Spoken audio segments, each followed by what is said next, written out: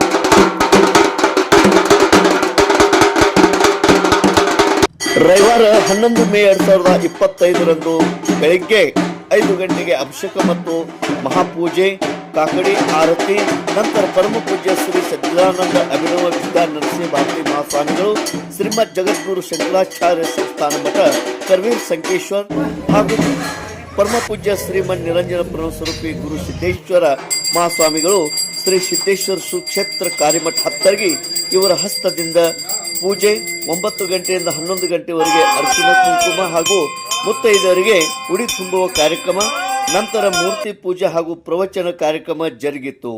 ತದನಂತರ ಮಹಾಪ್ರಸಾದ ನಡೆಯಿತು. ಅನೇಕ ಗಣ್ಯಮಾನ್ಯರಿಗೆ ಮತ್ತು ಪೂಜ್ಯರಿಗೆ ಸತ್ಕರಿಸಿ ಗೌರವಿಸಲಾಯಿತು. ಭಕ್ತಿಮಯವಾಗಿ ಶ್ರೀ ಜ್ಯೋತಿರ್ಲಿಂಗ ದೇವಸ್ಥಾನ ಜಾತ್ರೆ ಜರುಗಿತು. ತೇಜ್ ಪ್ರಭು ನ್ಯೂಸ್ ಸಂಕೇಶ್ವರ್. ಈ ಒಂದು ಜಾತ್ರೆ ಸಲುವಾಗಿ ಜ್ಯೋತಿರ್ಲಿಂಗ ಯಾತ್ರಾ ಕಮಿಟಿಯ ಪದಾಧಿಕಾರಿಗಳು, ಸದಸ್ಯರು ಹಾಗೂ ನಿಡ್ಸೋಶ್ ರೋಡ್, ಶಂಕರ್ ನಗರ್ ಹಾಗೂ ಸಂಕೇಶ್ವರದ ನಾಗರಿಕರು, ಅನೇಕ ಭಕ್ತಾದಿಗಳು ಇದರಲ್ಲಿ ಪಾಲ್ಗೊಂಡಿದ್ದರು.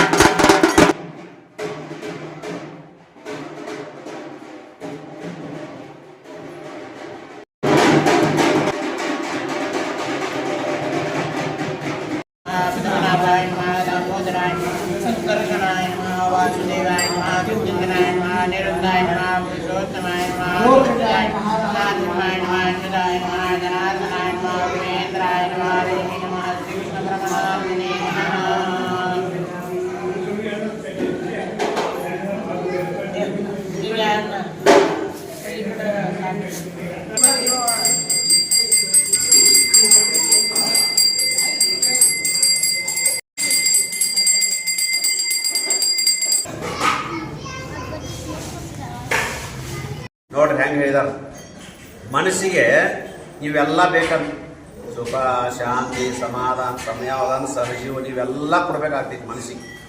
ಆ ಮನಸ್ಸಿಗೆ ಕೊಟ್ಟಾಗನ ಮನಸ್ಸು ಗಟ್ಟಿ ಆಗ್ತೈತಿ.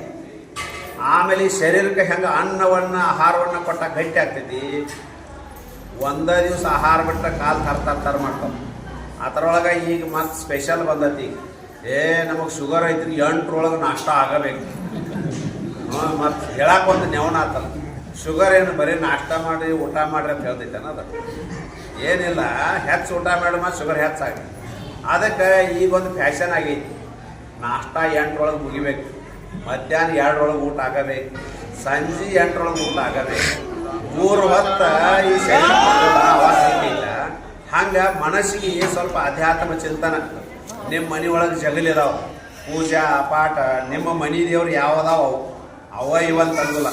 ನಿಮ್ಮ ಮನೆ ದೇವ್ರು ಯಾವ್ದಾವಲ್ಲ ಆ ದೇವ್ರಿಗೆ ನೀವು ಸಂಜೆ ಮಾಡಿ ಕೈ ಕಾಲು ಮುಖ ತಗೊಂಡು ಸ್ವಲ್ಪ ಗಂಧ ಹಚ್ಕೊಂಡು ಕೈ ಮುಗೋದು, ನಿಮಗೆ ಏನೂ ಬರ್ದಿದ್ರು ಓಂ ನಮಃ ಶಿವಾಯ ಓಂ ನಮಃ ಶಿವಾಯ ಅನ್ಬೇಕು. ಅವಾಗ ಮನಸ್ಸಿಗೆ ಒಂದು ಆಹಾರ ಪಟ್ಟಂಗೆ. ನೋಡ್ರಿ ಹೆಂಗೆ ಹೇಳ್ತಾರೆ, ಪುರಾಣ ವೇದ ಆಗಮ ಶಾಸ್ತ್ರದೊಳಗೆ ಹೇಳ್ತಾರೆ, ದಿನಾ ಹೊತ್ತು ಅನ್ನವನ್ನು ನಾವು ಶರೀರಕ್ಕೆ ಹೆಂಗೆ ಕೊಡ್ತೀವಲ್ಲ ಹಂಗೆ ಮನಸ್ಸಿಗೆ ಒಂದು ಟೈಮ್ ಹಾಕೋದು. 3 ಹೊತ್ತು ಕೊಡೋಕೆ ಆಗಲಿಲ್ಲ ಅಂದ್ರೆ 1 ಹೊತ್ತು ಹಾಕೋದು. ಅದಕ್ಕೆ ಅಧ್ಯಾತ್ಮ ಚಿಂತನೆ ಕೊಡಬೇಕು, ಸ್ವಲ್ಪ ಪ್ರಾರ್ಥನೆ ಬೇಕು, ಸ್ವಲ್ಪ ಅದಕ್ಕೆ ಚಾರ್ಜಿಂಗ್ ಯಾವುದಪ್ಪ ಅಂತಂದ್ರೆ ಅಧ್ಯಾತ್ಮ